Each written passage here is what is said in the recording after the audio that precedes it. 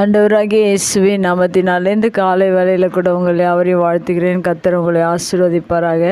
இந்த நாளிலே கூட ஆதியாகம புஸ்தகம் 22ஆம் அதிகாரம் 3ஆம் வசனத்தை கூட வாசித்து தியானிக்கலாம். ஆபிரகாம் அதிகாலையில் எழுந்து தன் கழுதையின் மேல் சேணம் கட்டி தன் வேலைக்காரரில் 2 பேரையும் தன் குமாரன் ஈசாக்கையும் கூட்டிக் கொண்டு தகன பலிக்கு கட்டைகளையும் பிளந்து கொண்டு தேவன் தனக்கு குறித்த இடத்திற்கு புறப்பட்டு போனான். மிக அருமையான வேதவசனம். இந்த வேதவசனத்தின் முதல் பகுதியில் கூட ஆபிரகாம் அதிகாலையில் எழுந்து என்று சொல்லப்பட்டிருக்கிறார். மெய்யாகவே ஆபிரகாமை போல நாம் ஒவ்வொரு நாளிலும் அதிகாலை வேளையில் எழும்பி தேவனை தேடுவது அவருடைய பழக்கமாக இருந்தது போல் நம்முடைய பழக்கங்கள் கூட ஆபிரகாமை போல அதிகாலையில் எழுந்து கர்த்தரை தேடுகிற பழக்கமுடையவர்களாக இருக்க வேண்டும். இன்னும் ஆபிரகாமிடத்தில் அநேக காரியங்களை நாம் கற்றுக்கொள்ளலாம். அதிகாலையில் எழுந்தது மாத்திரமல்ல, அவர் தேவனுக்கு கீழ்ப்படிந்த ஒரு மனிதனாக வாழ்ந்திருக்கிறார். அதை தான் வேத வசனத்தில் சொல்லியிருக்கிறது.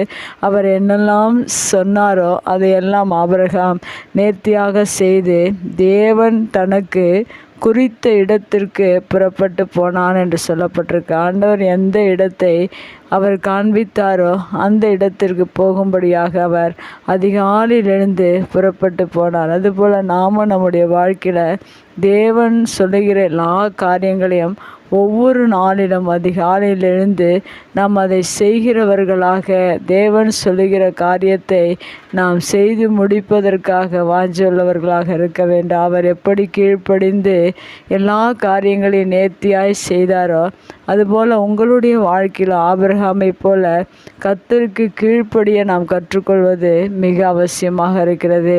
அடுத்ததாக ஆபிரகாம் என்ன செய்தார் என்றால், தன் குமாரர் என்றும் பாராதபடிக்கு தன் குமாரனை பலியாக செலுத்தும்படிக்காக அவர் அந்த இடத்திற்கு சென்றார்.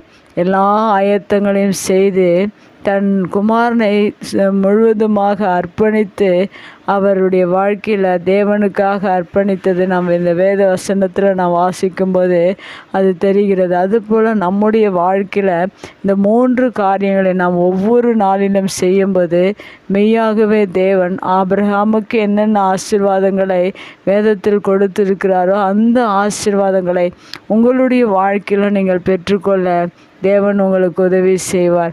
அவர் அதிகாலையில் எழுந்த அவர் பழக்கமுடையவராக இருந்தார். அடுத்தது தேவன் என்னெல்லாம் சொல்லுகிறாரோ அதற்கெல்லாம் கீழ்ப்படுகிற ஒரு மனிதனாக இருந்தார். அடுத்ததாக தன் குமாரன் என்றும் பாராதபடிக்கு தன் குமாரனை முழுவதுமாக பலியாக ஒப்பு கொடுவதற்கு அவர் ஆயத்தமாக இருந்தார்.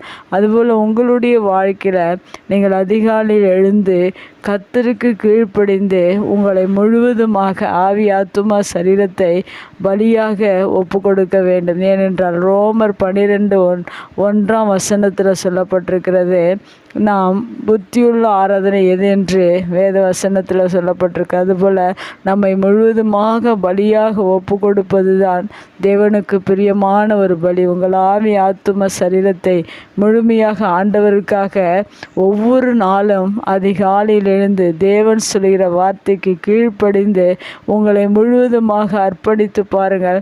தேவன் ஆபிரகாமை போல உங்களுடைய வாழ்க்கையிலும் கடற்கரை மணலை போலவும் வானத்தின் நட்சத்திரங்களைப் போலவும் உங்களை ஆசீர்வதித்து பெருக செய்வார் என்பது அதிக நிச்சயமாக இருக்கிறது.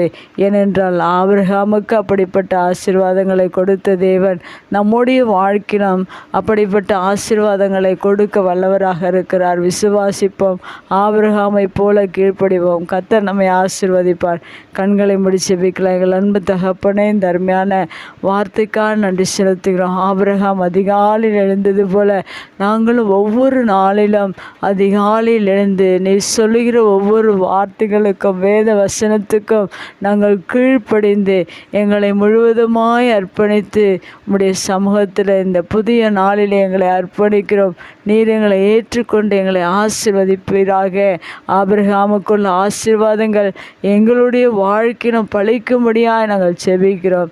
இயேசுவின் நாமத்தில் ஜெபம் கேளும் நல்ல பிதாவே, ஆமேன்.